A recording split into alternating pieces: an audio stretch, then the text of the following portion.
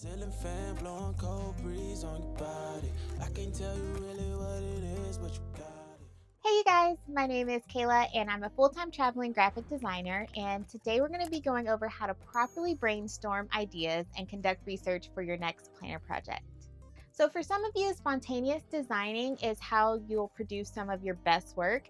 And even for me, there are times where I'm not able to quite capture what I have in mind unless I just go for it. But for the most part, a great design project will always start with the plan.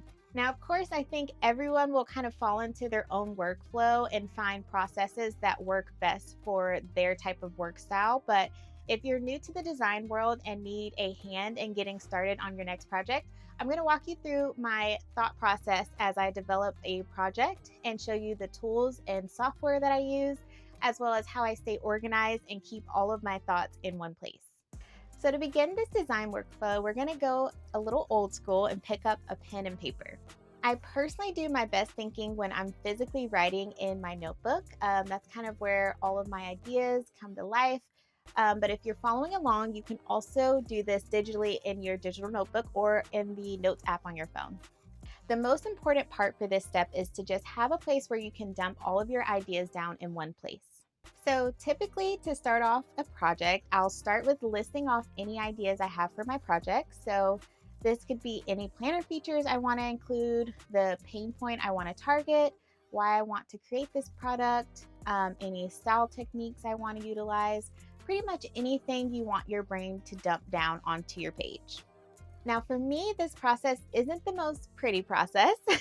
Most of the time, this brain dump is the product of weeks of quickly jotting down thoughts as I have them without any rhyme or reason. I don't typically sit down and do this step all in one go, rather, it's more of an ongoing process. Anyways, I guess what I'm trying to say is don't feel like your notes have to make sense at this point in time. We'll get to the point where we can bring it all together. So now that we have our brain dump, my next step is to head on over to Milanote. I discovered Milanote about a year ago and it's completely changed my design workflow for the best. Before, I would do the same steps I'm about to share with you, but I would like bookmark everything in folders on my internet browser to save for later, which worked for the most part, but I definitely like this system a lot better. And I'm sure there's tons of different platforms out there that do this something similar to Milanote. So if you already use one that you like, feel free to go with that one. So for me, I like to organize my boards by categories, and each individual project gets their own board. So I have all of my white label planner projects, some of my larger client projects that I'm currently working on, products that I want to launch, and some miscellaneous projects that I can have access to. So, to give you an example of how I do my research, as you can see in one of my white label planner projects, I typically start to curate a list of pages I want to include in my planner. So, I create a planner pages card within my board. If I've already started creating a list of pages from my brainstorming session, I'll add those ideas here. But I also usually continue to add pages as I research my topic or planner idea even more as I get inspiration. I also add a to do list, which yours may look a little different from mine, but here are basically all of the steps I take from start to finish to get a product launch. And I check them off each time I complete a task. And next, you see here that I have a research card. And this is where I'll bookmark any links that I want to reference as I'm designing my planner. So, for my design style in particular, and just our company standards, I utilize a lot of practical and valuable prompts and information in all of my products and my clients' projects because my goal in creating planners and workbooks is to actually solve real life problems. So, I conduct a ton of research before I even start designing anything. So, to do this research, I typically just type in Google a broad search term related to the topic I'm designing for.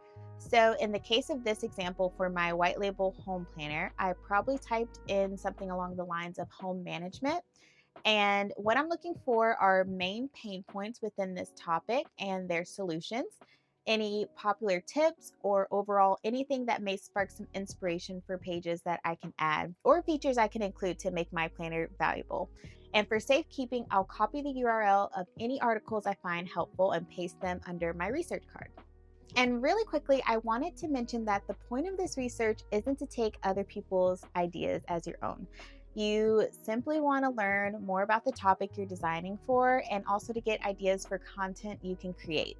Personally, I typically stay away altogether from looking at other people's products that are related to what I'm creating to completely avoid plagiarism.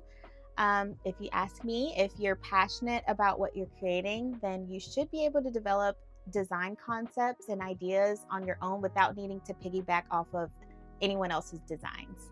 But that's just me. Okay, so we've saved our research for us to continue to reference back to in our research card. Now we'll move on to my favorite part, which are mood boards. I love mood boards and I probably spend way too much time on them. So this may be different for you, but for me, my mood boards consist of font pairings I like, color palettes I want to try, images that provide the mood I'm trying to capture within my designs, or it could be inspiration for my sales page or product images or anything visually that you can see on the internet that inspires you. And the cool thing about Milanote is if you install their extension and you hover over any images online, you'll be able to save that image directly into your mood board, which I think is pretty useful. And that's it, you guys. An incredibly straightforward, go with the flow process of how I personally brainstorm and research my design projects. I keep my Miller notes on hand and reference them frequently as I'm actually outlining and designing my planner. And having everything in one central location is super helpful for me to quickly bring my ideas to life. Also, I'm super curious as to what your design process is. Are there extra steps that you take, or are there steps you feel like you would omit altogether? Let me know in the comments because since I'm constantly creating and designing, I try to continuously streamline my process so I can be a more effective designer. So I can't wait to hear your thoughts. And also, if you'd like to learn more about how to actually sell your planners online, feel free to check out our free ebook down below where we'll go over how to take the planners you've designed and turn them into passive income. And as always, thank you so much for stopping by. I hope you stay a while. Until next time.